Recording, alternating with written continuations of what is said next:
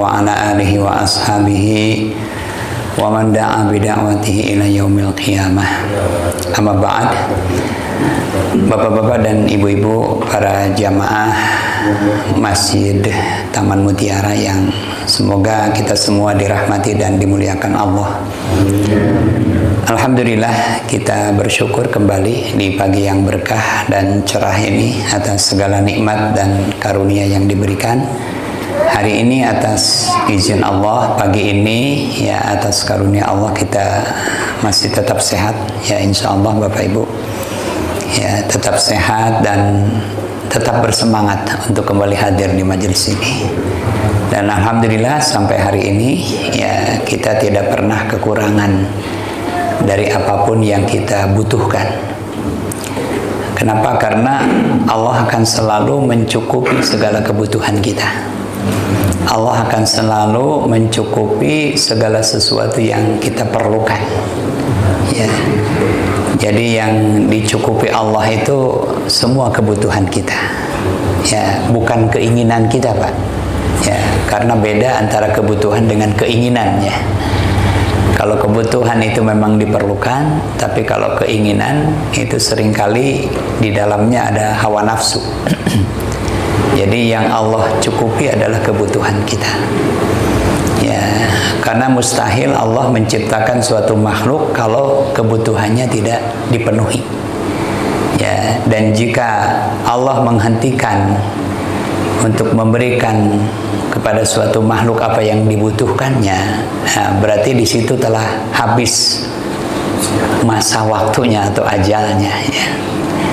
Nah, mudah-mudahan ya bukan hanya sekedar kebutuhan yang Allah cukupi untuk kita, tapi termasuk juga keinginan-keinginan kita yang baik ya. Semoga Allah memberikannya. Salawat dan salam semoga dilimpahkan Allah kepada Nabi kita Nabi Muhammad SAW, kepada keluarganya, para sahabatnya, tabi'in dan juga kepada kita semuanya yang menjadi umatnya sampai hari kiamat. Bapak Ibu yang dirahmati Allah, hari ini kita sudah berada di bulan Sya'ban ya, bulan yang ke-8 Sya'ban itu. Dan Sya'ban adalah salah satu bulan yang mendapat perhatian khusus dari Rasulullah SAW. Ya, ini salah satu di antara bulan istimewa sebenarnya.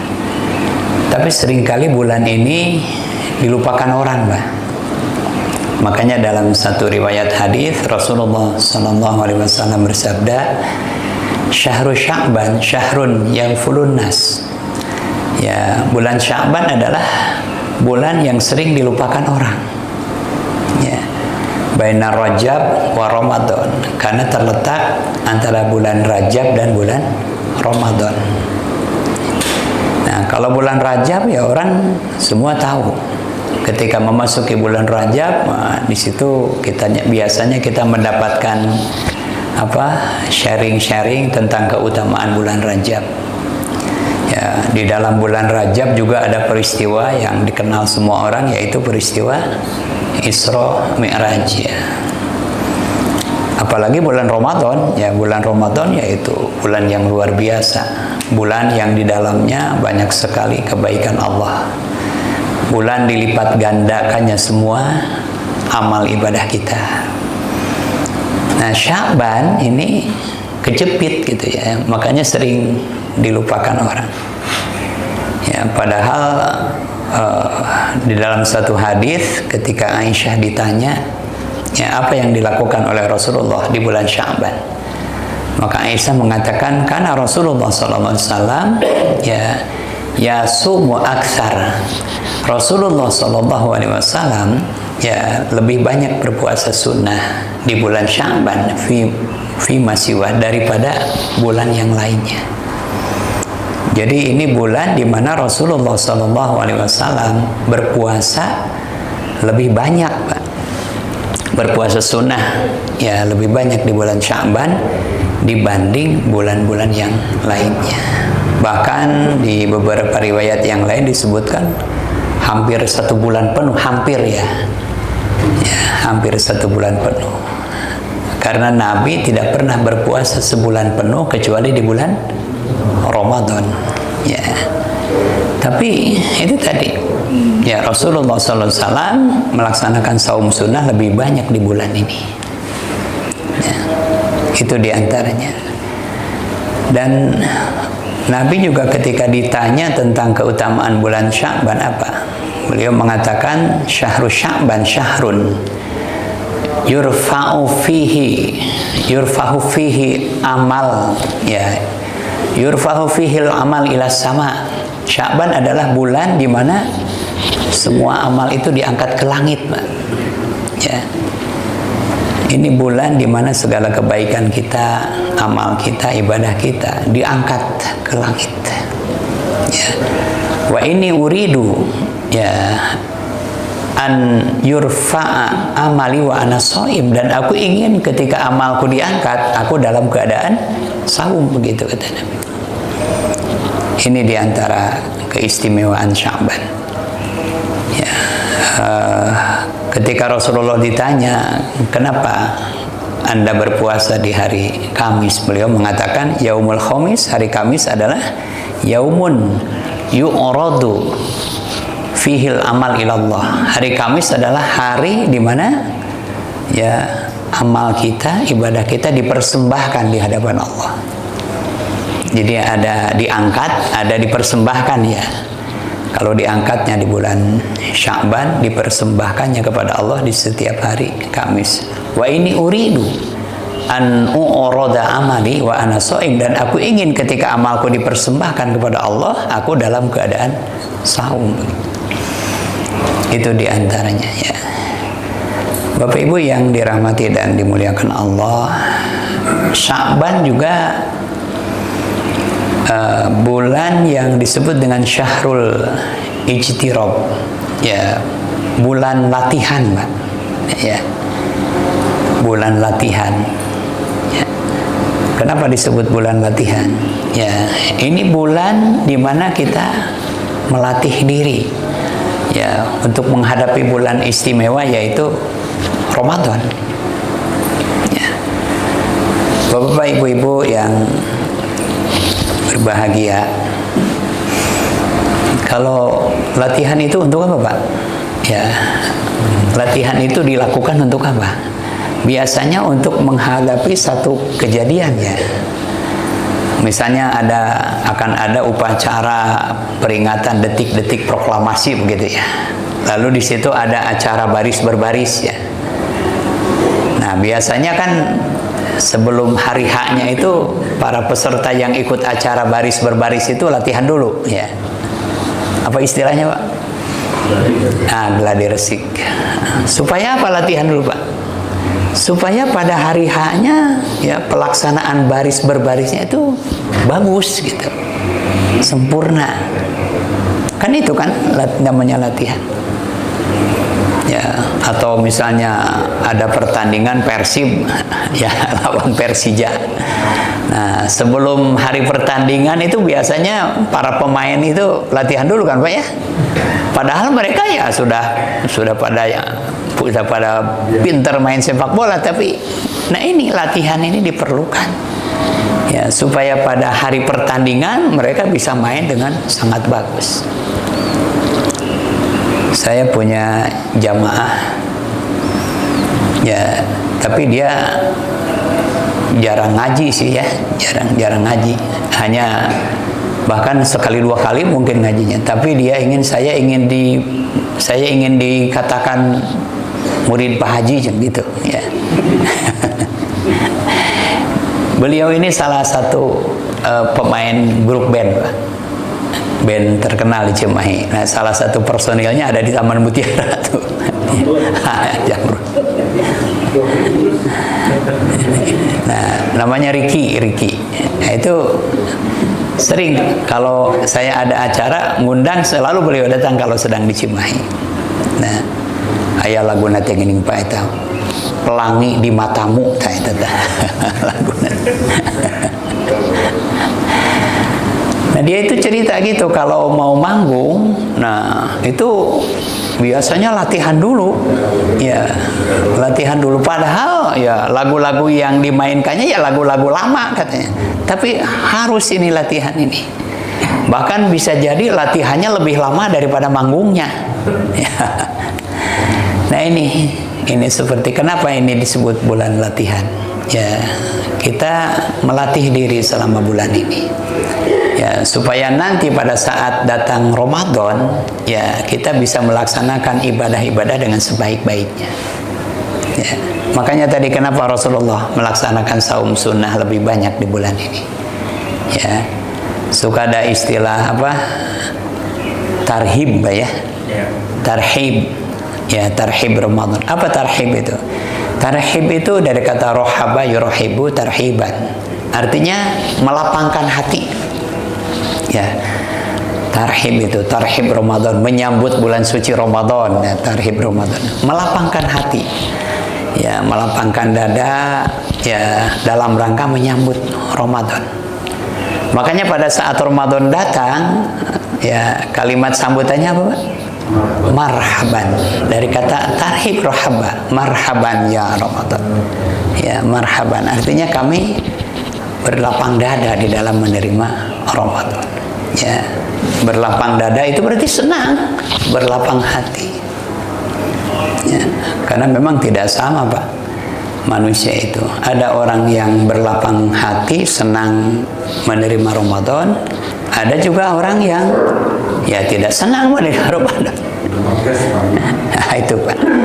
Jadi rupanya di Quran itu kan ada ayat-ayat berkali-kali gitu ya. Ada ayat yang bunyinya afala taqilun, tidakkah kamu berpikir? Afala tadzakkarun, tidaklah kamu mengambil pelajaran? Afala ta'lamun, tidakkah kamu mengetahui? Kan gitu ya.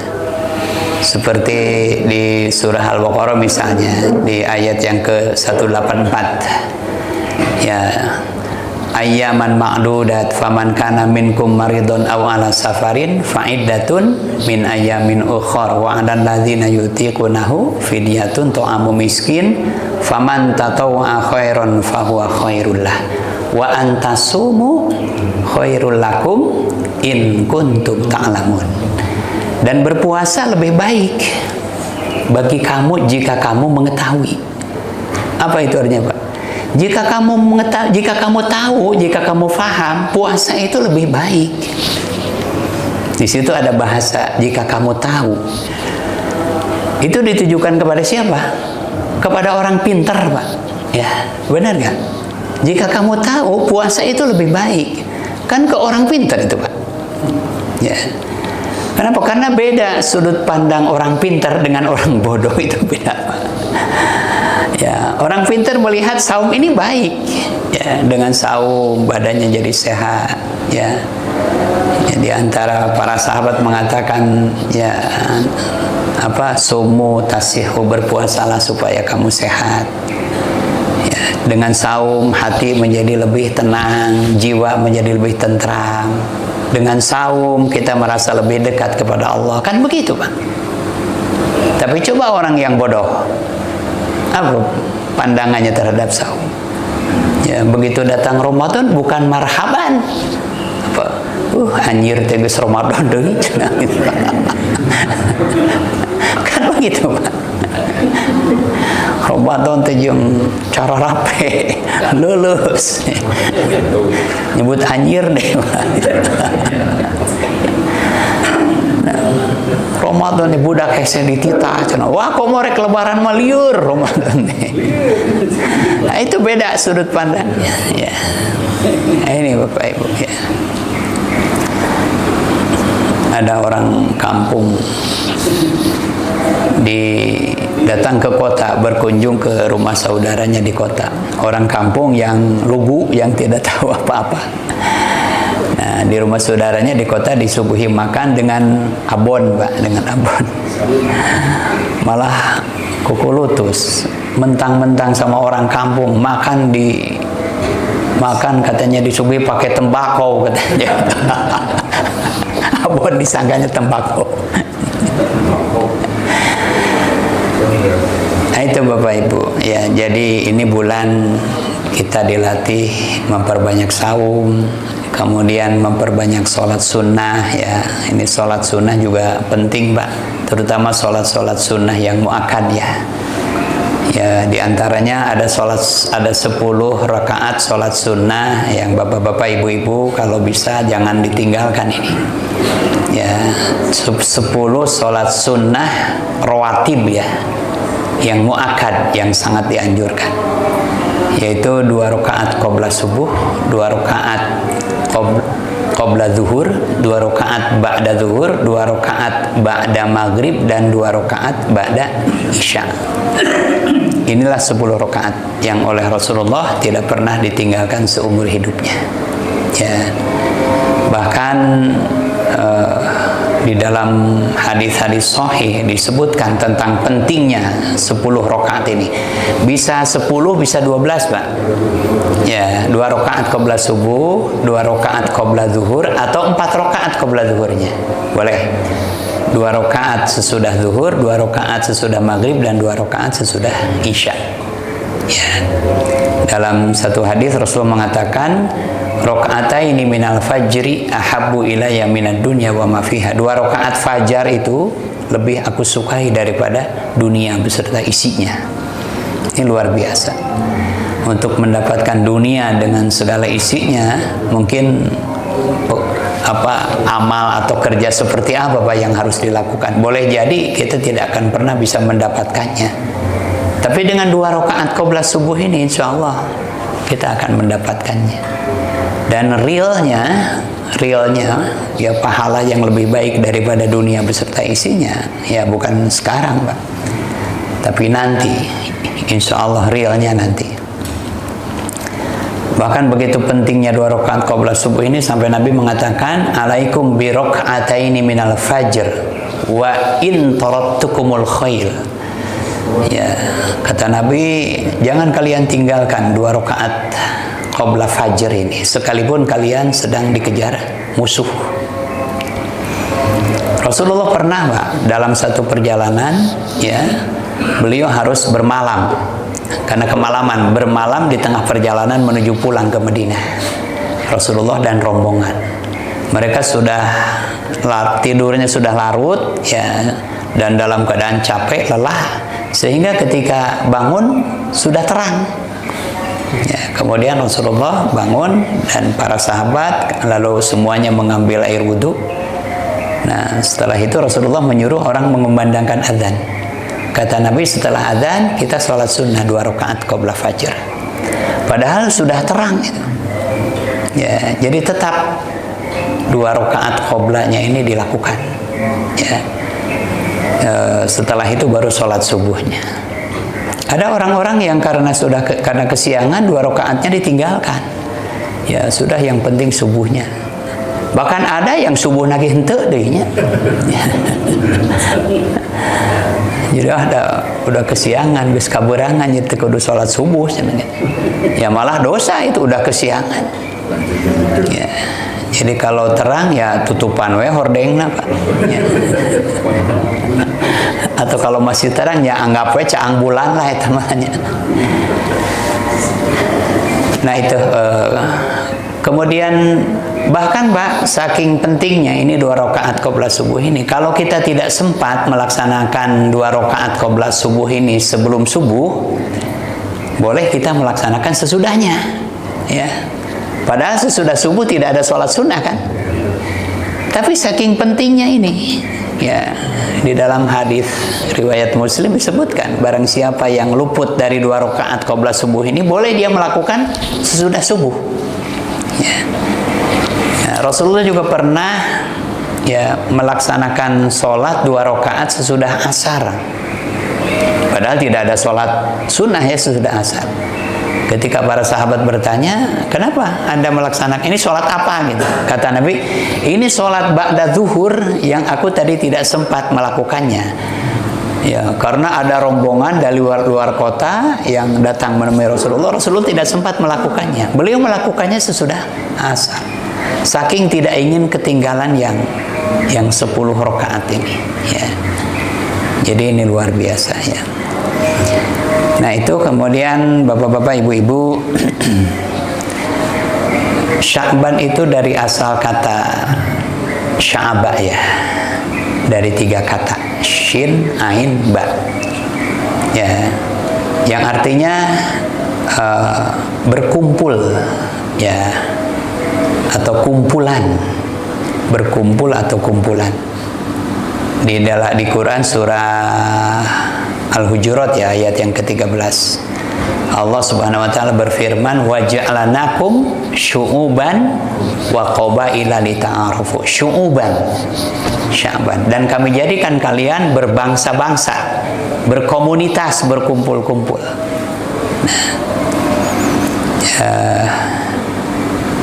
Jadi ini arti salah satu arti kata daripada Sya'ban. Ya. Bahasa lain dari Sya'ban apa? Kumpulan itu atau berkumpul itu kata lainnya apa, Pak? Berjamaah. Ya, berjamaah. Nah, bapak-bapak, ibu-ibu yang dirahmati Allah, ya, berjamaah itu menjadi bagian dari yang disyariatkan di dalam Islam. Ya. Berkali-kali Nabi memerintahkan agar kita selalu berada di dalam jamaah.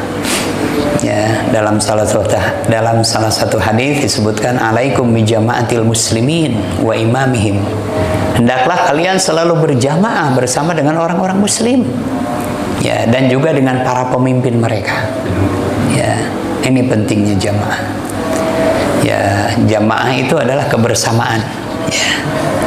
Ya, ada judul buku Indahnya Kebersamaan. Memang indah berjamaah itu. Ya, dengan berjamaah maka terasa menyenangkan, Pak. Makanya jamaah ini, kebersamaan ini selalu dicari orang, Pak. Ya, selalu dicari orang. Berkumpul bersama-sama dengan sahabat-sahabat lama kita, berkumpul bersama dengan keluarga kita, ini menyenangkan. Ya, bahkan orang sengaja datang dari jauh ya. Sengaja datang dari jauh untuk bertemu dengan keluarganya. Nah, dan biasanya Sya'ban ini ya, sekalipun tidak ada di dalam syariat ya, biasanya di bulan Sya'ban ini banyak orang berkumpul, Pak. Mumpung belum puasa cina kita. Ya. Di mana-mana ada acara apa, Pak, biasanya? Munggahan. Nah, itu. Ya, munggahan. Mumpung can puasa sok sawaregna.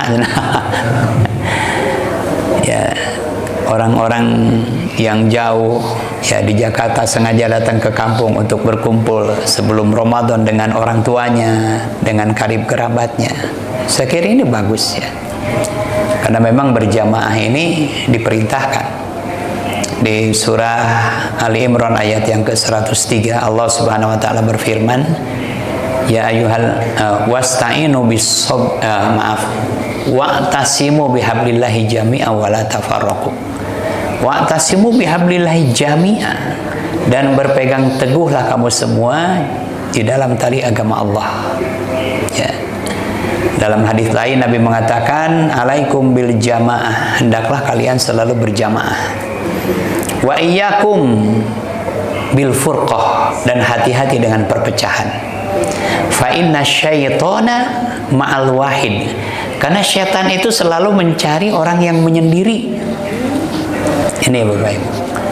Jadi hati-hati jangan sampai menyendiri. Karena syaitan itu selalu mencari orang yang menyendiri, seperti serigala yang selalu mengintai kambing yang terpisah. Ya. Jadi dengan menyendiri itu lebih mudah untuk digoda oleh syaitan, dijerumuskan oleh syaitan. Ya. Lalu kata Nabi, man aroda buhal jannah falyalzim ma'al jamaah. Barang siapa yang ingin berada di tengah-tengah surga, maka hendaklah dia selalu berada di dalam jamaah. Ya. Ini pentingnya berjamaah. Dengan berjamaah maka pekerjaan yang berat pun menjadi ringan. Dengan berjamaah maka yang sulit pun menjadi mudah. Bahkan dengan berjamaah maka sesuatu yang mustahil pun menjadi mungkin, Pak. Ya, betul Bapak Ibu. Ya. Dalam satu hadis yang diriwayatkan oleh Abdullah bin Mas'ud, Rasulullah mengatakan, ya ayuhan nas, ya, wahai orang-orang, ittaqullah, bertakwalah kepada Allah, dan tetaplah kalian di dalam jamaah. Ya, apa yang kamu rasakan tidak enak di dalam jamaah, maka itu lebih baik daripada apa yang kamu rasakan enak di tengah kesendirian, Pak. Betul, Bapak Ibu? Ini hadis ini. Apa yang kamu rasakan tidak enak di dalam jamaah, itu lebih baik, Pak, daripada apa yang kamu rasakan enak di dalam kesendirian. Untuk berjamaah ini memang ada pengorbanan, berkorban waktu, ya, berkorban tenaga, mungkin juga bisa jadi berkorban materi, bahkan boleh jadi juga berkorban perasaan, Pak. Ya, iya kan? Di dalam jamaah itu mungkin kita mendengar ada kata-kata yang tidak enak didengar, ada orang yang bicaranya menyinggung kita. Ya, tapi tadi apa yang kamu rasakan tidak enak itu lebih baik daripada apa yang kamu rasakan enak di tengah kesendirian. Ya, mungkin jam segini lebih enaknya apa, Pak? Tidur lagi misalnya begini habis sholat subuh. Itu diantaranya. Ya, kemudian Bapak Ibu, bahkan ini ada satu hadis ya yang diriwayatkan dari Abu Hurairah. Ya. Qala Rasulullah sallallahu alaihi wasallam, telah bersabda Rasulullah sallallahu alaihi wasallam, man kharaja minat ta'ah wa faraqal jamaah. Barang siapa yang keluar dari ketaatan, ya, dan memisahkan diri dari jamaah, ya, famata mata maitatan jahiliyatan, kemudian ia meninggal dunia, maka dia meninggal sebagai seorang jahiliyah, sampai dikatakan begitu. Dan bapak-bapak, ibu-ibu, pentingnya lagi berjamaah itu adalah saat nanti manusia dibangkitkan di hari kiamat. Ya, manusia akan dibangkitkan di hari kiamat. Nah, kemudian dikumpulkan, Pak, di satu tempat yang disebut dengan mahsyar, ya. Nah, dan semuanya akan dikumpulkan dalam bentuk jamaah-jamaah. Ya, di sana manusia akan dikumpulkan di dalam bentuk barisan-barisan. Ya, di barisan mana? Ya, di barisan mana seseorang akan ditempatkan? Ya, tergantung jamaah mana yang dia sering ikuti. Dalam hadis Rasulullah mengatakan, yusyarul mar'u ma'aman ahibbah. Seseorang akan dikumpulkan di hari kiamat bersama orang-orang yang dicintainya, yang dia sering berkumpul dengannya. Ya, mudah-mudahan ini merupakan satu jamaah, Pak, ya. Ya, jamaah itu kan ada dua, ada jamaah kebaikan, ada jamaah keburukan, kan? Ya. Di surah yang ke-26 tuh, ayat yang ke-90, 91. Ya, di situ Allah berfirman, ya, surga wa burrizatil jannatu lil muttaqin, surga didekatkan kepada orang-orang yang bertakwa, wa burrizatil jahimu lil ghawin, dan neraka diperlihatkan kepada orang-orang yang berdosa. Jadi di mahsyar itu ada orang yang ditempatkan, dikumpulkan di dekat surga, ada orang-orang yang dikumpulkan di dekat neraka. Dan di surah 39, surah Az-Zumar, ya, ayat yang ke-73. Ya, wasiqal ladzina taqaw rabbahum ilal jannati zumara, gitu. Dan diantarlah orang-orang yang bertakwa ke dalam surga secara rombong-rombongan. Jamaah, Pak. Orang masuk surga itu bukan satu persatu, tapi masuknya itu dalam rombongan-rombongan. Ya, rombongan Bapak Ibu Taman Mutiara diantar. Ya, amin, mudah-mudahan gitu. Jadi diantara semua barisan itu ada 12 barisan, ya, kata Nabi, ya. Ada barisan yang mukanya berwarna hitam, ada barisan yang wajahnya seperti babi, ya, ada barisan yang kepalanya di bawah, kakinya di atas, dan ada barisan ya, yang wajahnya bercahaya, tangan dan kakinya mengeluarkan sinar gitu. Ini barisan yang ke-12, yaitu barisan yang paling panjang. Yang panjang, bukan paling, yang paling panjang lah gitu, yang dipimpin oleh Rasulullah SAW. Dan barisan ini terdiri dari jamaah-jamaah. Inilah barisan yang dikatakan orang-orang yang meraih kemenangan. Mereka berbaris sambil melambai-lambaikan tangan seperti orang yang meraih kemenangan. Ketika dilihat, oh di situ ada Pak Agus Tarman, ya, ada Pak Zainal, ada Dokter Ade di situ ya di baris. Amin, mudah-mudahan kita semua ada di barisan itu. Ya. Ini jamaah. Jadi masuklah kita atau jadilah kita bagian dari suatu jamaah, jamaah kebaikan. Jangan menyendiri, Pak. Bayangkan apa jadinya saat nanti seseorang dibangkitkan, dia tidak masuk dalam jamaah, dia dibangkitkan dalam keadaan sendiri gitu. Seperti apa nanti? Ya. Jadi masuklah. Tapi bapak-bapak, ibu-ibu, yang namanya berjamaah, ya itu tentu ada syaratnya ya, ada aturannya jamaah itu.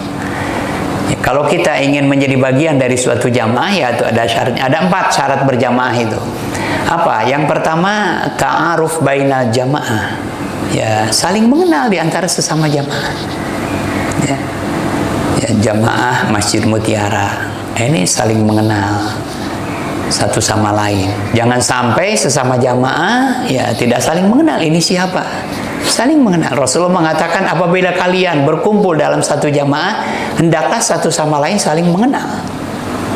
Bahkan jika ada orang baru datang ya ke dalam satu jamaah, tanya siapa namanya, di mana rumahnya, dan apa keperluannya.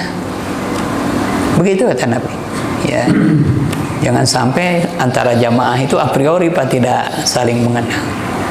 Itu yang pertama, ta'aruf. Yang kedua, tafahum bainal jamaah. Tafahum, apa tafahum itu? Saling memahami. Jamaah itu harus saling memahami. Ya, memahami apa ya? Memahami keadaannya, termasuk juga memahami karakter masing-masing jamaah. Ada jamaah itu kan beda-beda, Pak. Ada jamaah yang pendiam gitu ya, nggak pernah, jarang bicara. Kalau di toel baru ngomong gitu. Ya. Tapi ayah jamaah anu comel ngomong wae ayah dehnya. Ya. Nah kita harus memahami. Ya, ada jamaah mungkin yang sabar, ada jamaah juga mungkin yang gampang tersinggung, Mbak. Ayah jamaah nu kitu Bapak Ibu. Di ditu di Cimahi. Da ieu ge Cimahi keneh deui. Ya. Ada jamaah yang, nah di situ kita harus tafahum ini supaya kita bisa apa? Bisa berbicara dengan sikap yang berbeda-beda.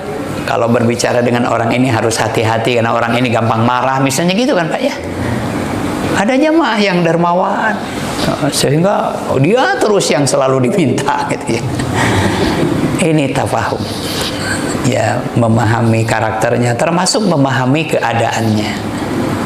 Ada jamaah mungkin yang keadaannya tidak seperti kita, setiap datang ke pengajian baju nanti dengan etawe nu dipakai nanti. Ya mungkin di situ kita tafahum. Baju nanti etawe ngan bayang pakai baju hijau. Ya karunya sana teh kasihan bajunya cuma satu, ternyata bajunya banyak cuma semuanya warna hijau. Jadi memahami ya. Kemudian yang ketiga, ta'awun. Ya, ta'awun. Ta'awun itu saling tolong menolong, saling membantu, saling membela. Kalau ada jamaah yang kesulitan, ya, kalau ada jamaah yang membutuhkan, nah disitulah kita dituntut untuk ta'awun, untuk saling membela. Kalau ada misalnya salah seorang jamaah usianya sudah sepuh, jalannya perlahan, jangan digusur Pak, ya, dituntun, ya, dikawal, dituntun. Ya. Ini ta'awun, saling menolong, saling membela. Ya. Dan yang keempat adalah takaful. Takaful, masing-masing jamaah bertanggung jawab terhadap jamaahnya. Ya, baru dikatakan suatu jamaah kalau ada keterikatan, Mbak. Ya, antara seorang jamaah dengan jamaahnya. Bapak Ibu, berjamaah itu jangan seperti nonton film ya. Ya, kalau kita mau nonton film atau kalau orang mau nonton film datang ke bioskop kan, dari mana-mana itu. Nah, saat film itu diputarkan berjamaah di situ ya, benar nggak? Berjamaah akan nonton bareng.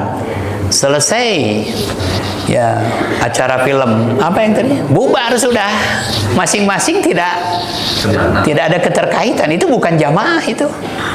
Seperti nonton sepak bola ya, sama nonton sepak bola juga begitu. Betul, itu adalah satu kumpulan, tapi itu bukan jamaah. Karena di dalam jamaah itu harus ada takaful. Ya, harus ada keterikatan antara seorang jamaah di dalam jamaah. Ya. Saat misalnya jamaah kita membutuhkan kita, ya kita harus siap.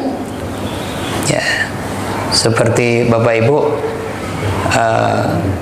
kita dulu pernah sekolah ya, dari mulai SD, SMP, SMA. Nah, di saat kita sekolah, maka kita menjadi bagian dari jamaah itu kan. Itu kan jamaah itu kan ya. Dulu kita di SMP lah misalnya, atau SMA, atau di perguruan tinggi, itu jamaah kan itu. Betul nggak? Itu jamaah, dan kita menjadi bagian dari jamaah itu. Setiap siswa itu bertanggung jawab terhadap sekolahnya. Kan mestinya begitu, Pak.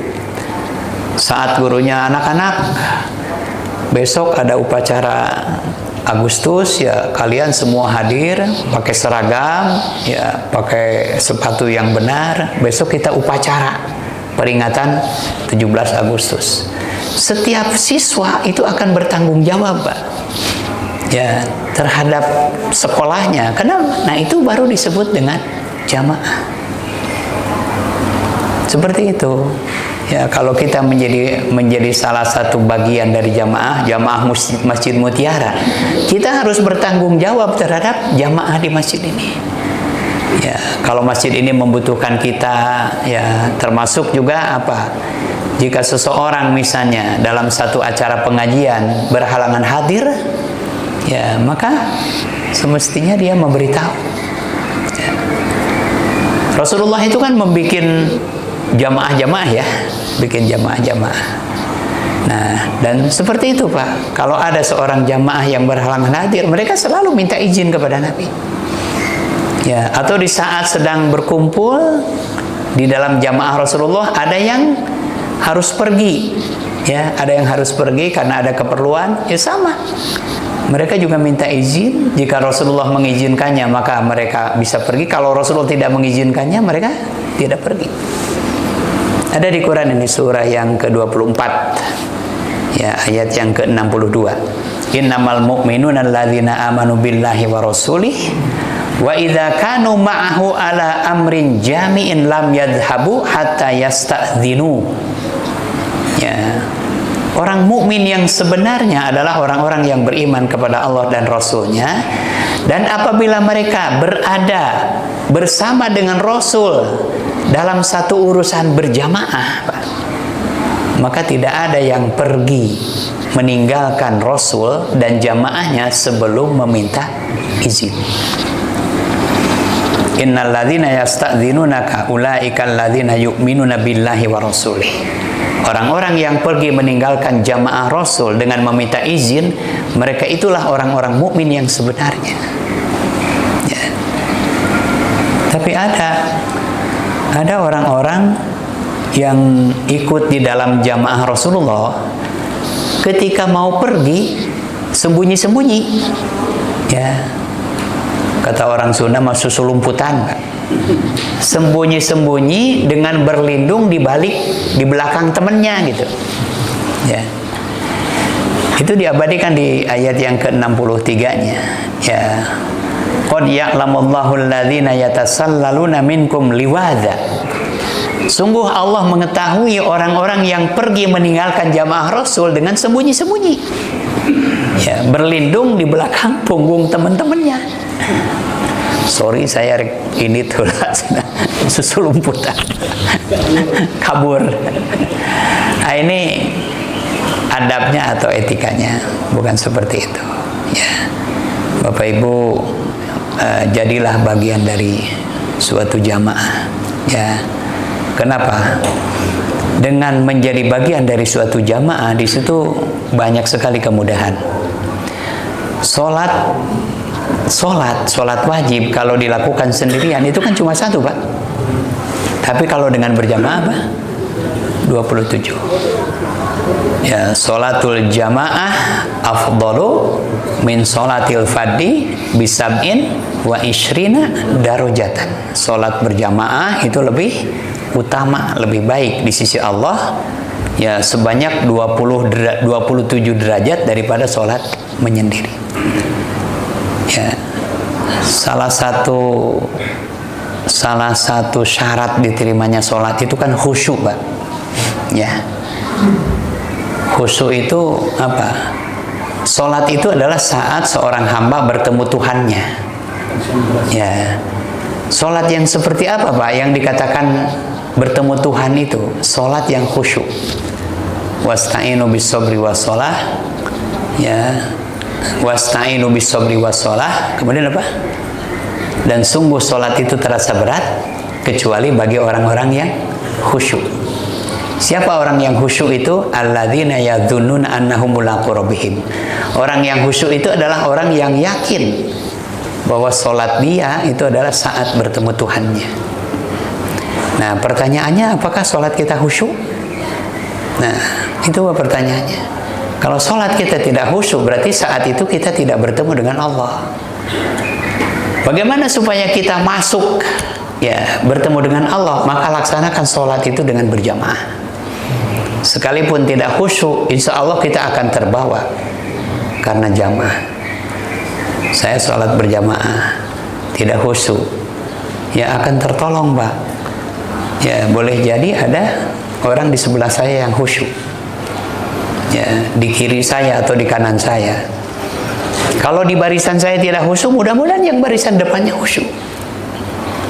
Ya, kalau jamaahnya tidak khusyuk, imamnya mudah-mudahan khusyuk. Kalau imam makmumnya juga tidak khusyuk, ya piraku atunya. Tapi sekalipun semuanya tidak khusyuk, tetap masih ada nilai dengan berjamaah itu. Ya. Inilah pentingnya berjamaah, ya. Bapak Ibu, jadilah kita menjadi bagian dari suatu jamaah. Ya, kenapa? Karena Allah suka, ya. Allah suka dengan berjamaah ini. Bahkan begitu bagusnya berjamaah sampai apa? Pekerjaan yang mubah. Mubah itu apa? Mubah itu yang tidak ada kaitannya dengan pahala atau dosa. Bukan wajib, bukan pekerjaan sunnah, bukan haram, bukan makruh. Seperti makan itu hukum dasarnya mubah, Pak. Saya mau makan pagi ini silakan, mau tidak makan juga tidak apa-apa. Ya. Tapi makan yang hukum dasarnya mubah kalau dilakukan berjamaah, maka di situ ada nilai sunnah. Sunnah dari apanya? Sunnah dari jamaahnya. Ini Bapak-bapak, Ibu-ibu, ya. Jadi usahakan kalau makan itu ya berjamaah, Pak. Minimal ngajak lah gitunya. Berjamaah. Rasulullah tidak pernah kelihatan makan kecuali selalu dengan orang lain. Kalau tidak dengan maulanya, dengan pembantunya, dengan siapa saja. Bahkan untuk makan kurma pun Rasulullah ngajak orang, Pak. Ya. Ini makan.